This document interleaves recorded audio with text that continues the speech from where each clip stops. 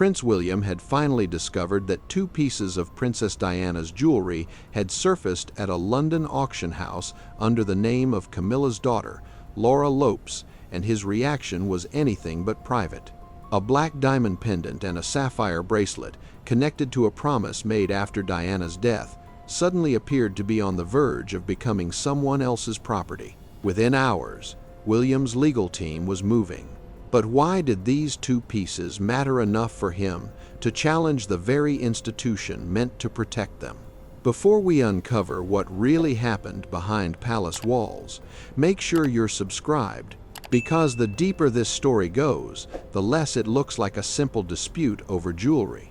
But William's reaction only makes sense when we understand what those 2 pieces truly represented and why their sudden appearance reopened a wound that had remained buried for more than 2 decades. The discovery began with something that should have been completely ordinary. Inside Kensington Palace, a member of staff was processing routine auction documentation from a London auction house when a photograph appeared on the screen. It showed 2 pieces of jewelry against a neutral background, photographed for appraisal and cataloging. At first, there was nothing unusual about the image. Then the staff member recognized them. The first was a black diamond pendant, suspended from a delicate chain. The second was a sapphire bracelet, intricate enough to be immediately distinctive. Neither looked like anonymous vintage jewelry. Both had been associated with Princess Diana.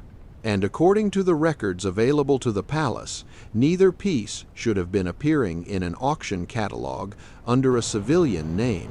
The name attached to the listing was Laura Lopes, Camilla's daughter. The discovery changed the atmosphere inside Kensington Palace almost instantly. There were no raised voices, no dramatic confrontation, no hurried announcement to the press. Instead, the response was quiet and controlled, the kind of silence that often signals something far more serious than panic. The image was passed to senior staff. Then it reached William. For the Prince of Wales, the significance was not simply that Diana's jewelry had appeared at auction. It was that the pieces had apparently remained outside public view for decades before suddenly being presented as private property. That distinction mattered.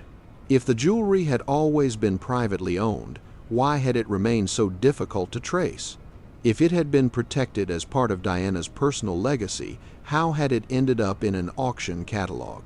And perhaps most importantly, who had decided that it could be offered for sale? William did not immediately call Camilla. He did not ask for an informal explanation through family channels. Instead, according to the narrative surrounding the discovery, he turned directly toward his legal advisors. That decision revealed something important about the way William now viewed the situation. This was no longer simply a disagreement between members of the royal family. It was becoming a question of ownership, documentation, and institutional responsibility. The auction listing had created something far more dangerous than an awkward family conversation. It had created a paper trail. Once jewelry is cataloged, appraised, and presented under a specific person's name, the act itself can begin to establish an apparent claim of ownership. And if that claim were allowed to stand unchallenged, recovering the pieces later could become considerably more complicated. William understood the implications. The jewelry was not merely valuable because of what it was made from. Its real value came from whose story it carried. These were objects associated with his mother, a woman whose memory had remained one of the most powerful forces in the modern history of the monarchy. For William, seeing those pieces presented for sale was therefore more than an unexpected discovery. It was a confrontation with the question of whether Diana's legacy had truly been protected. And that question was about to lead somewhere much deeper. Because the auction catalog was not the beginning of William's concerns, it was only the moment when something he had apparently been watching for finally became impossible to ignore. But before William confronted the people surrounding Camilla, he had already made another decision, one that would make the discovery of Diana's jewelry look less like an isolated incident and more like part of a much larger plan. Weeks before the auction catalog reached Kensington Palace, William had already made a decision that appeared, on the surface, to have nothing to do with Diana's jewelry. It involved money. A major restructuring within the Duchy of Cornwall had quietly begun, involving the sale of roughly 20% of its commercial property portfolio and assets valued at around £500 million. Publicly, the reasoning sounded entirely ordinary. The language surrounding the move focused on investment, community initiatives, housing, and the responsible management of the estate. Nothing about the announcement suggested a family conflict. Nothing suggested that William was preparing for a confrontation. But inside the royal financial system, the decision was reportedly interpreted very differently. For years, complex networks of trusts, investments, and privately connected funds had allegedly existed around the edges of the royal estate structure. None of this necessarily meant that anyone had broken the law. The concern was subtler. Where did institutional money end and private influence begin? And who ultimately benefited from arrangements that had been allowed to continue for so long? William's advisors understood the sensitivity immediately. They warned him that such a large restructuring could be interpreted as a deliberate challenge to people connected with the king's household. They warned that it could create friction between Clarence House and Kensington Palace. They warned that relationships built over decades could be damaged almost overnight. William, however, appeared to have reached a conclusion of his own. The resources associated with the duchy existed to serve the institution and the people connected to it, not to preserve private networks operating in the shadows of royal influence. There was no dramatic announcement, no public accusation, no attempt to embarrass anyone. The money simply moved. And that was precisely what made the decision so powerful. William was not fighting through headlines. He was changing the structure beneath them. Inside Camilla's household, the implications were reportedly understood almost immediately. Financial advisors began reviewing arrangements. Legal teams examined potential exposure. Questions were raised about what the restructuring meant for relationships that had existed quietly for years. Camilla herself had spent decades learning how palace politics worked. She knew that influence rarely disappeared in one dramatic moment.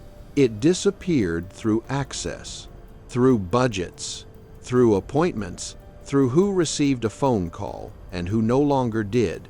And William appeared to understand that system just as well, yet the most important detail was still missing. The financial restructuring did not appear to be William's final objective. It looked more like preparation. A foundation was being created before a much more personal confrontation could take place. Then the auction catalog appeared. Suddenly, the timing looked different. What had seemed like an isolated financial decision now appeared connected to a much deeper concern about property, influence, and the protection of Diana's legacy. William was no longer simply reacting to what had happened.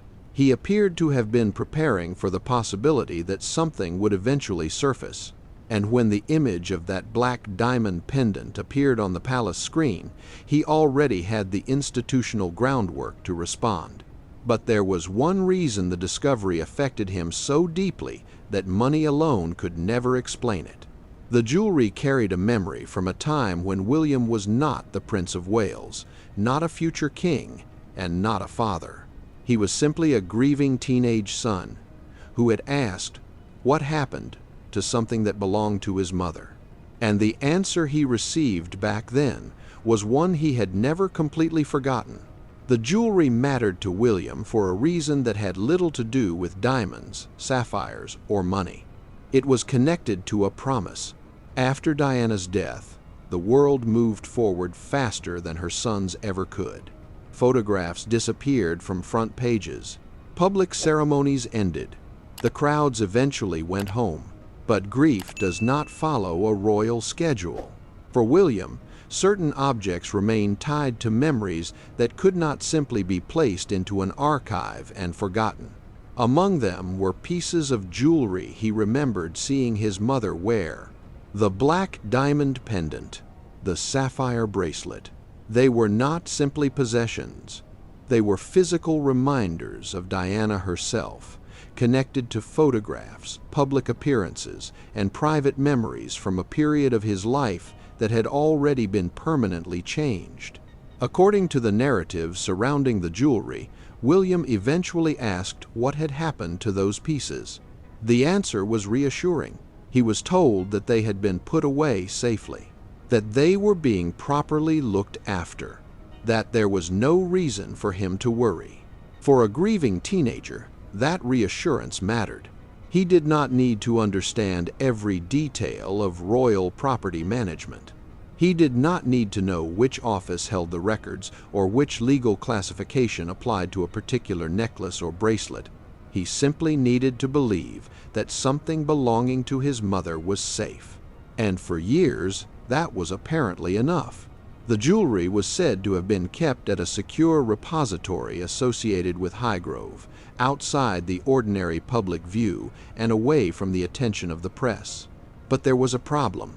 The pieces were not easily visible in the formal records that would normally make their ownership and location straightforward to establish. They existed, at least according to the supplied account, in an administrative gray area, not publicly displayed, not appearing in auction catalogs, not easily traceable through ordinary institutional records. And because nothing seemed to be happening, there was no obvious reason for William to challenge the explanation he had been given as a teenager. Years passed. William grew older. He married Catherine. He became a father. His position within the monarchy changed dramatically. The grieving boy who once needed reassurance eventually became the heir responsible for protecting the institution he would one day inherit. Yet the memory remained. Then came the auction photograph. When William saw the pendant and bracelet again, the moment was not necessarily one of sudden disbelief. It was something colder, recognition, the kind that comes when something you have carried quietly in the back of your mind suddenly appears in front of you, undeniable and impossible to explain away. For more than 2 decades, he had believed those pieces were being protected. Now they appeared to have entered the commercial world under someone else's name, and that created a question far more painful than simply asking who owned the jewelry. It forced William to reconsider the promise he had been given when he was still too young to challenge it. Who had been responsible for protecting those pieces? Who had decided where they belonged? And why had no one told him that they could eventually become the subject of a private ownership claim? The significance of the auction listing therefore changed completely. William was no longer looking at 2 pieces of jewelry. He was looking at a gap between what he had been told and what he was now seeing. And if that gap had existed for years, then someone had known about it. The question was whether William could prove it. Because knowing that something had gone wrong was one thing. Having the legal authority to force the institution to acknowledge it was something else entirely. And that was the moment William stopped thinking like a grieving son and began preparing to act like the future king. William did not summon his father to a public meeting. There was no dramatic confrontation in front of cameras, no accusation delivered through the press, and no warning leaked in advance. Instead, according to the supplied narrative, William went to Sandringham himself, and he brought a leather binder. The meeting was private. The atmosphere was quiet. But the meaning of what William had brought into that room could not have been more serious. Inside the binder was a legal document prepared with the help of his advisors. Its purpose was to establish a formal path for protecting Diana's jewelry and determining how those assets should be classified within the institution. William had come prepared. He was no longer the 17-year-old who had accepted reassurance because he had no reason to believe otherwise. He was now the heir apparent, surrounded by advisors capable of examining every weakness in the existing structure. And he believed there was a problem that could no longer be handled through family promises. The question before Charles was simple on its surface. Would he formally recognize the jewelry as protected property associated with the direct line of succession? Or would William take the dispute beyond the family and into the constitutional machinery of the monarchy? That second possibility changed the atmosphere immediately, because this was not simply a son asking his father to correct an administrative mistake. It was an heir presenting his reigning father with the possibility of an institutional challenge. According to the supplied account, William's legal team believed there was a constitutional route available if the monarch could no longer adequately protect certain crown interests. Whether such a mechanism could actually operate in the precise way described would require independent legal verification. But within the narrative, the threat was powerful precisely because everyone at the table understood what escalation would mean. The private disagreement could become a formal question of royal authority. Charles therefore faced an extraordinary dilemma. He could reject William and risk turning a family dispute into an institutional conflict, or he could sign, and signing would mean acknowledging that the matter had become serious enough to require formal protection. For a father, that moment would have carried its own emotional weight. For a king, it carried something even greater: authority. William placed the documents before him. Then came the silence. No argument, no raised voice. Just a father and son sitting across from one another, both understanding that the conversation had passed beyond ordinary family politics. William did not need to threaten his father. The document itself carried the pressure. Eventually, according to the supplied story, Charles signed the decree.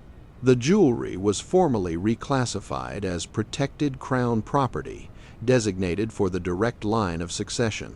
On paper, William had achieved what he wanted. The immediate question of ownership had been settled. But emotionally, the outcome was far more complicated. Charles remained king. William remained heir. Camilla remained queen. Nothing about the ceremony of monarchy changed. Yet something inside the relationship between father and son had, for the first time in the story, William had demonstrated that he was prepared to use institutional authority against his own family when he believed his mother's legacy was at risk. And Charles had acknowledged that reality with a signature. But a signature does not recover property. It does not freeze accounts. It does not stop an auction. It does not reveal whether other pieces are missing.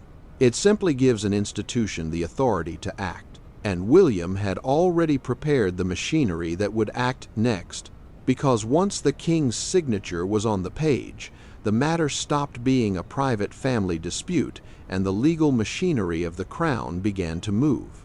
The moment Charles signed the document, the character of the entire dispute changed.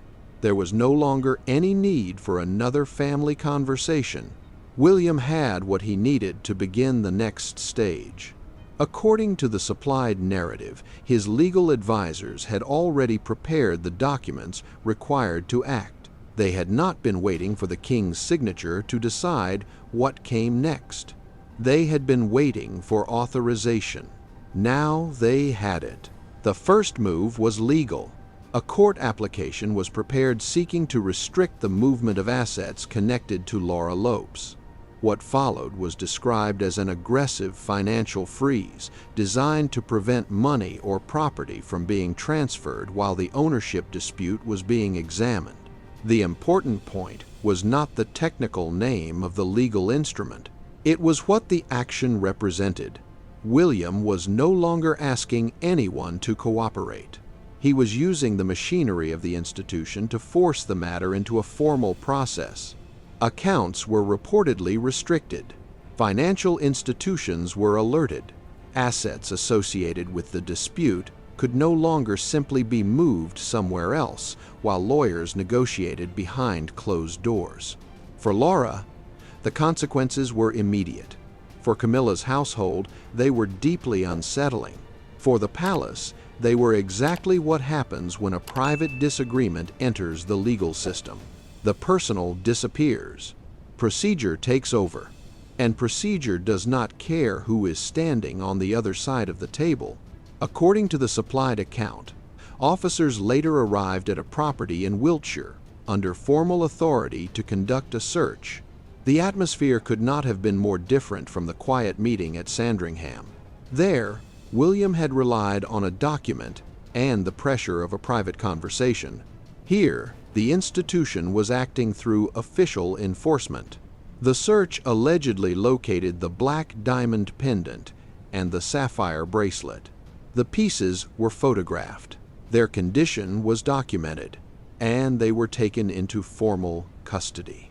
For the first time in decades, the objects at the center of the dispute were no longer hidden inside an uncertain administrative space. They were now part of an official process. It should have been the moment when the story ended. William had identified the jewelry. The king had signed the necessary document. The courts had become involved. The pieces had been recovered. But another problem immediately emerged. Camilla's legal advisors reportedly began examining whether any special royal protections could prevent the action from continuing. That question carried an uncomfortable implication. Did being connected to the royal family provide protection? Or, once someone was being treated as a private individual, did ordinary legal responsibility apply? According to the supplied narrative, the answer was clear. The legal team pursuing the case treated Laura not as a protected member of the sovereign institution, but as a civilian involved in a dispute over property. That distinction mattered enormously, because it meant Camilla could not simply resolve the problem through palace relationships. There was another dimension to the crisis as well. The legal battle had begun quietly, but William knew that eventually someone would ask why financial accounts had suddenly been frozen, why a private property had been searched, and why 2 pieces of jewelry connected to Princess Diana had become the subject of such extraordinary attention.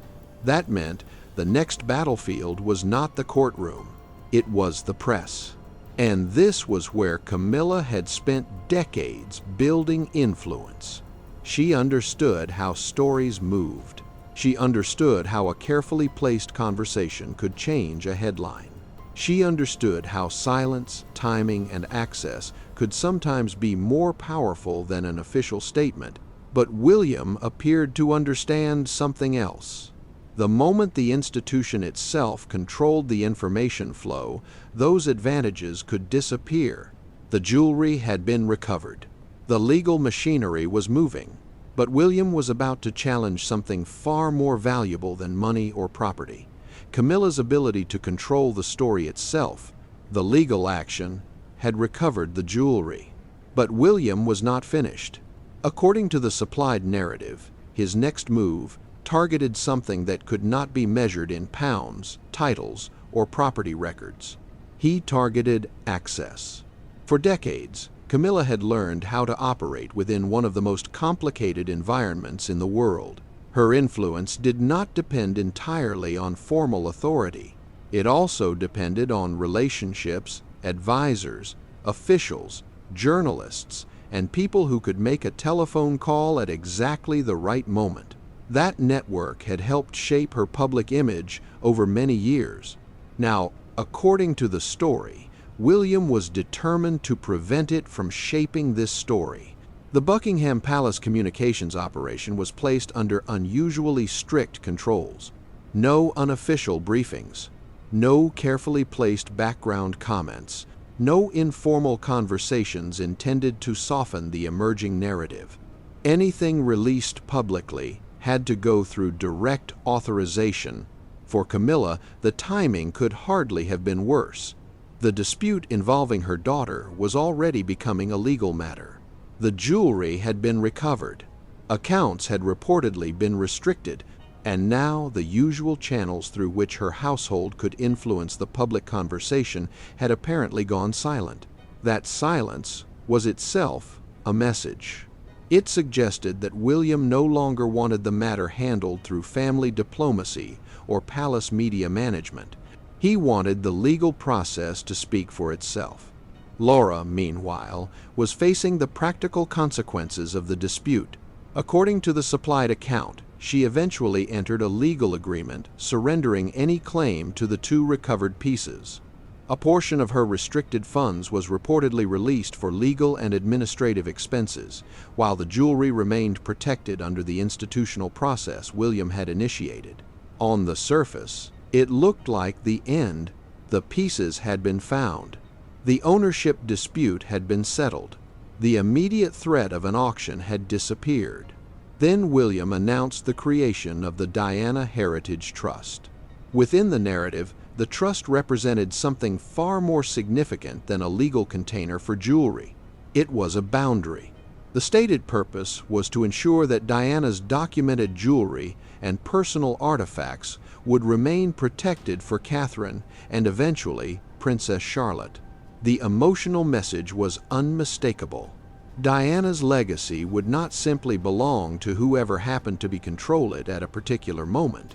It would be preserved for the next generation. For a moment, the story seemed complete. William had confronted the problem. Charles had signed. The courts had acted. The jewelry had returned. Camilla's household had lost control of the immediate situation. But then the audit uncovered something no one expected. The 2 recovered pieces were not the complete collection. They were only the pieces that had been found. According to the supplied account, the Highgrove repository had contained 14 documented artifacts connected to Diana. Only 2 had been recovered. 12 were still unaccounted for. That revelation changed the story completely. Suddenly, the black diamond pendant and sapphire bracelet no longer looked like the heart of the mystery. They looked like the visible tip of something much larger. The question was no longer simply why 2 pieces had appeared at auction. The question became what had happened to everything else. Where were the missing artifacts? Who had moved them? And why had some pieces apparently remained outside the reach of the British legal system? This was the moment when William's victory became something more complicated. He had protected the future, but the past was still missing. And somewhere beyond the reach of the trust, 12 pieces connected to Diana's legacy were apparently still unaccounted for. William had secured what he could reach. But the audit had uncovered a mystery far larger than the auction, and the next clue would lead far beyond Britain. The recovery of the pendant and the sapphire bracelet should have brought the investigation to a close. Instead, it opened another door. According to the supplied narrative, the palace audit had uncovered evidence that 12 other artifacts connected to Diana were still missing. Unlike the 2 pieces recovered in Britain, these objects had apparently followed a very different path. They had moved beyond the immediate reach of the British legal system. The trail allegedly led to a private holding company registered in Delaware. That detail changed the nature of the investigation. Delaware was not London. It was not a royal residence, a palace archive, or a British financial institution where an urgent court order could simply be delivered. It was another jurisdiction. And if the missing jewelry had truly been placed behind a corporate structure there, recovering it could become considerably more complicated. For William, this created an uncomfortable paradox. He had demonstrated that the institution could act quickly when the property remained within reach. But distance changed everything. The legal machinery that had moved so efficiently in Britain could not automatically cross an ocean. And that meant the 12 missing pieces represented something different from the jewelry recovered at the auction house. They were no longer just missing possessions. They were leverage. Someone, somewhere, apparently understood that keeping them outside Britain could make them far more difficult to recover. The audit reportedly contained another disturbing detail. A code name appeared in the documents: the Montecito connection. No public explanation immediately followed it, but the reference was enough to raise questions among those familiar with the royal family's more complicated history. Montecito pointed toward a location outside Britain, and within the narrative, toward someone who had spent years removed from the center of royal life. Someone with access to international networks. Someone with the resources to hold valuable possessions privately. And potentially, someone with a personal reason to keep Diana's legacy close. The story deliberately stops short of making that identification certain. That uncertainty is what makes the clue so powerful. The missing jewelry could represent an old administrative failure. It could reflect private ownership claims that had never been properly challenged, or it could indicate something more deliberate. William now faced a problem no document at Sandringham could solve. He could protect the pieces that remained inside the institution. He could establish rules governing what happened to Diana's legacy in the future. But he could not simply order 12 missing artifacts to return from a foreign jurisdiction. The emotional reality was even harder. These were not anonymous assets. They belonged to a woman whose memory remained deeply connected to William's identity. Recovering 2 pieces may have been a legal victory. Knowing that 12 others were still somewhere beyond his reach meant it was not a complete one. And that unfinished business carried another danger. The longer the pieces remained outside Britain, the more difficult it could become to establish their history, their current owner, and the circumstances under which they had supposedly left the repository. The palace therefore faced an unusual problem. It could not easily confirm the full story publicly. It could not openly accuse someone without evidence that could withstand scrutiny. And it could not simply pretend the missing pieces did not exist. Meanwhile, the silence surrounding the case only made the mystery larger. There was now a question that no court document had answered. Who had moved the missing jewelry in the first place? And if the Montecito connection really pointed toward someone with a personal connection to Diana's legacy, then William's battle had never been solely about protecting the crown's property. It may have been about discovering who believed they had the right to possess a piece of his mother's past. And as the palace struggled to contain the unanswered questions, the financial press began noticing the unusual activity surrounding the case, bringing the story one step closer to the public. For weeks, the most important details remained hidden behind legal restrictions. The palace could control what it officially confirmed. It could limit what its representatives said, but it could not control every question being asked beyond its walls. Financial journalists had begun noticing unusual activity surrounding the case. Banking patterns that might have looked insignificant individually appeared far more unusual when examined together. Accounts had reportedly been restricted. Legal action had taken place. Property connected to a prominent British family had suddenly become the subject of formal scrutiny. The royal connection could not yet be openly discussed in full. But the shape of the story was becoming visible, and that created a problem for the monarchy. Silence can protect an institution for a while. Eventually, silence creates a vacuum. Into that vacuum came speculation. Why had Diana's jewelry apparently remained outside ordinary records for so long? Why had 2 pieces suddenly appeared at auction? And why were other artifacts still unaccounted for? The announcement of the Diana Heritage Trust gave the public its first meaningful indication that something significant had happened. William's statement was deliberately restrained.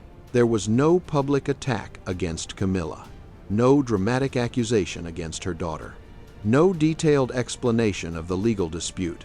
Instead, the emphasis remained on Diana's legacy and the importance of protecting it for future generations. That careful language made the announcement even more intriguing. The public was left to fill in the missing pieces. And people did. Royal commentators began examining what the creation of the trust could mean. Questions emerged about ownership, inheritance, and the unusual circumstances surrounding the recovered jewelry. Outside Britain, the emotional reaction became even stronger. Diana's memory had never belonged solely to the palace. For millions around the world, she remained associated with compassion, vulnerability, motherhood, and a very different vision of royalty. So, the possibility that jewelry connected to her could have been hidden, disputed, or moved beyond Britain transformed an internal palace matter into something much larger. It became a question of memory. Who has the right to decide what happens to the possessions of someone whose legacy still belongs emotionally to an entire generation? Supporters of William could see his actions as an attempt to protect his mother's memory. Others could ask whether extraordinary institutional power should be used in what might still be viewed as a private ownership dispute. The disagreement was not simple, and that complexity made the story even more compelling. Constitutional experts were also drawn into the discussion. The confrontation between William and Charles raised broader questions about the balance between family authority, royal responsibility, and the limits of institutional power. What happens when an heir challenges the judgment of a reigning monarch? Where does personal property end and institutional responsibility begin? And how much authority can the monarchy exercise when the people involved are also members of the same family? The palace offered little clarification. That silence may have been deliberate. Every new statement could create another question. Every denial could invite another challenge. Every attempt to explain the dispute could expose information the institution was not prepared to release. But silence had another consequence. It made the public even more curious.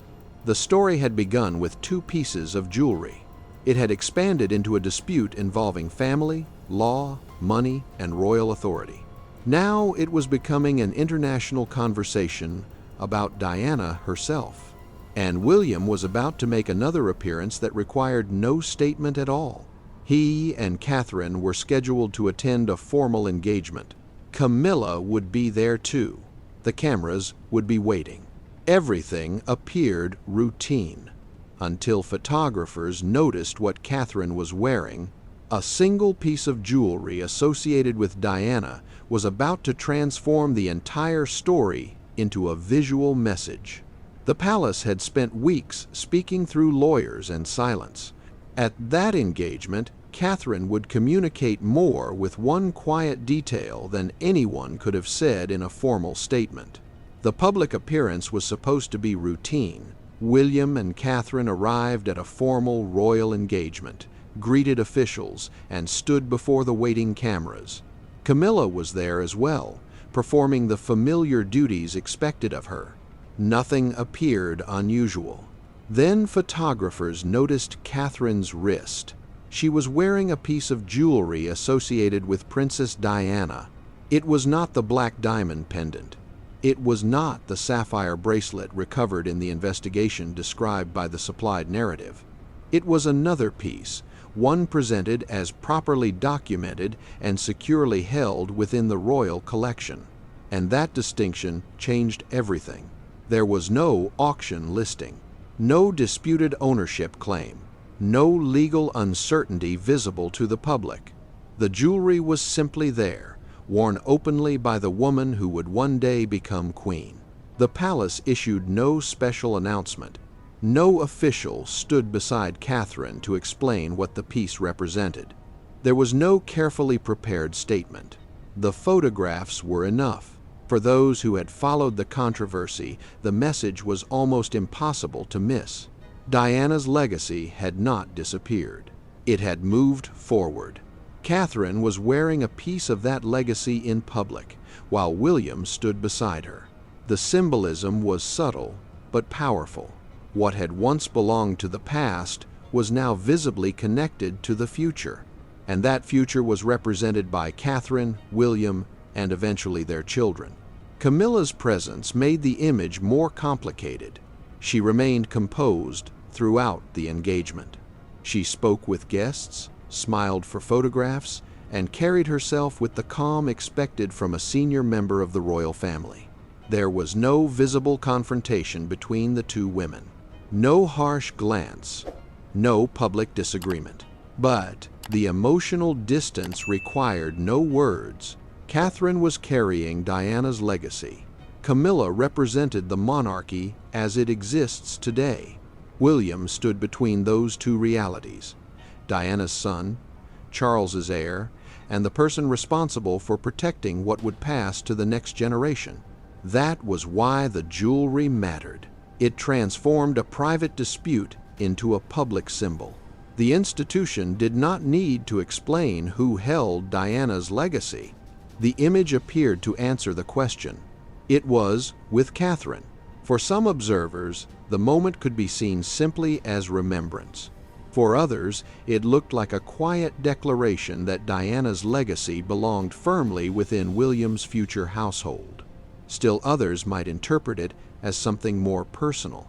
A son ensuring that part of his mother remained visible through the woman and children he loved. None of those interpretations required an official statement. The jewelry itself had become the statement. Yet there was an important contradiction hidden inside that powerful image. The public could see what had been preserved. They could see what Catherine was wearing. They could see what William had apparently secured. But they could not see what was still missing. According to the supplied narrative, 12 pieces remained unaccounted for.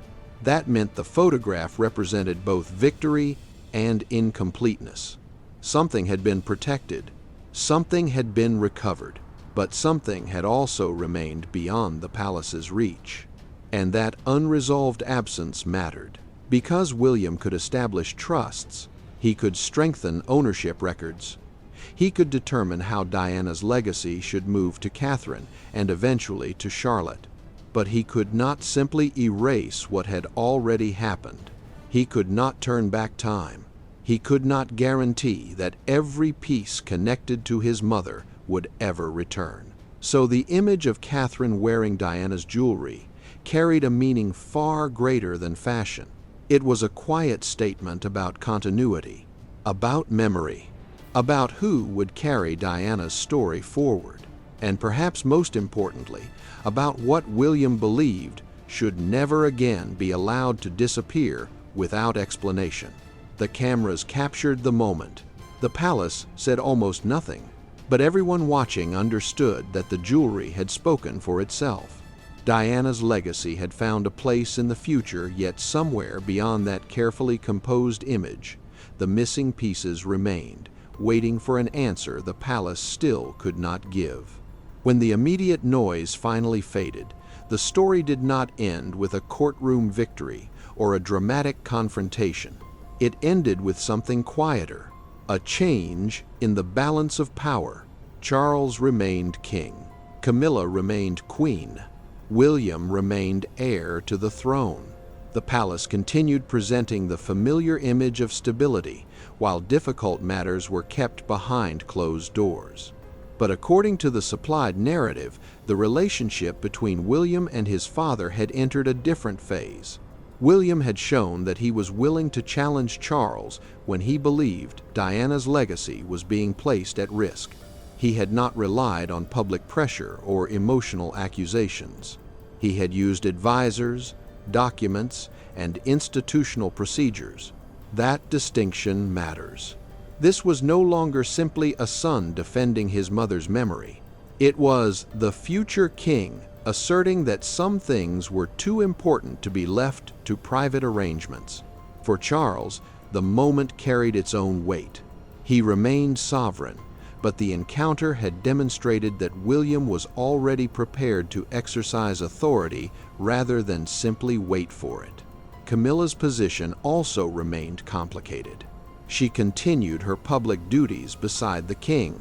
She retained her title and her place within the institution.